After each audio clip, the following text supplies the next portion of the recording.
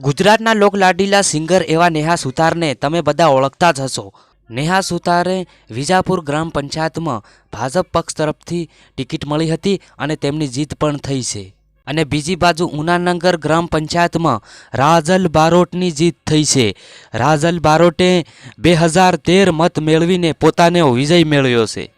રાજલ બારોટને તો તમે બધા ઓળખતા થશો।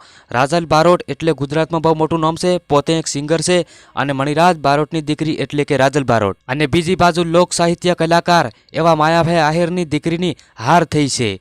દોસ્તો, માયાભાઈ આહિરની દીકરીની હાર થઈ છે। આ બધા જાણીતા ચહેરા ભાજપના ઉમેદવાર છે અને ભાજપમાં એમને બહુમતીથી જીત મેળવી છે। રાજલ બારોટે અને નેહા સુથારે લોકોના દિલ જીતી લીધા છે અને હવે કરશે લોકોના કામ। વધુ अपडेट જોવા માટે हमारी यूट्यूब चैनल ने सब्सक्राइब करो और वीडियो को एक लाइक कर देना। वंदे मातरम।